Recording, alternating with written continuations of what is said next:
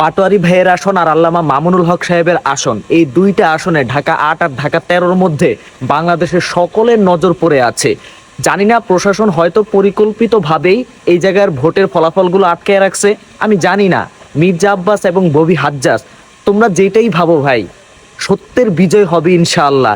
এই যে এত যে দাবায় দেওয়ার চেষ্টা, এই যে আজকেও চলতেছে, এই যে এই মাইনুদ্দিনের, এই যে দেখো, অনেকে মনে করে যে আমি এত কথা বলি কিভাবে, দেখেন প্রতিটা কথা বলার সময় মাথায় ব্যথা পায়, তারপর আমি চুপ থাকি না, কারণ আমি অন্যায় দেখতে পারি না। তো আপনি একজন সুস্থ সবল মানুষ হয়ে ভিডিওটা এখনো দেখতেছেন, শেয়ার দেন না, তো ভিডিওটা ছড়াইয়া দেন। আপনি দরকার হলে ডাউনলোড করে ছাড়েন ভাই, আমার লাভের দরকার নাই। আপনার সত্য প্রচার করে যাইতে হইব। আপনি যদি সত্যের পক্ষে থাকেন, সত্য প্রচার করতেই হবে। আমি যেই পরিস্থিতিতে থাকি, আমি তারপরও এতটা প্রেশার নিয়ে আপনাদেরকে সত্য, শুধুমাত্র আমি জানি মিডিয়া তো কোনো সময় সত্যটা এখন প্রচার করবে না, শুধুমাত্র সত্য প্রচারের জন্য এভাবে লড়ে যাচ্ছে। আপনি পারবেন না।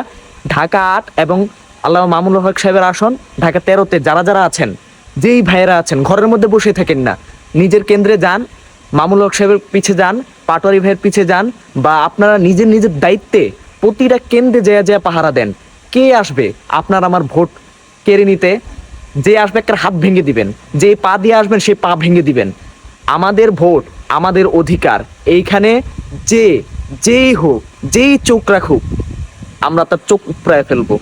মনে রাখবেন, এই বাংলাদেশ আর জুলাই অভ্যুত্থানের আগের বাংলাদেশ এক নয়, এটা জুলাই অভ্যুত্থানের পরের বাংলাদেশ। শুধুমাত্র আপনাদের অবহেলার কারণে এই কথাগুলো বলতে বাধ্য হয়েছি।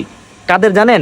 আমাদের জনতার অবহেলার কারণে। হ্যাঁ, আমরা যদি স্ট্রিট থাকি, আমরা যদি শক্ত থাকি, আমরা যদি অন্যায়ের প্রতিবাদ করতে জানি, এটা কার বাপের ক্ষমতা আছে আমার ভোট নিয়ে যাইব?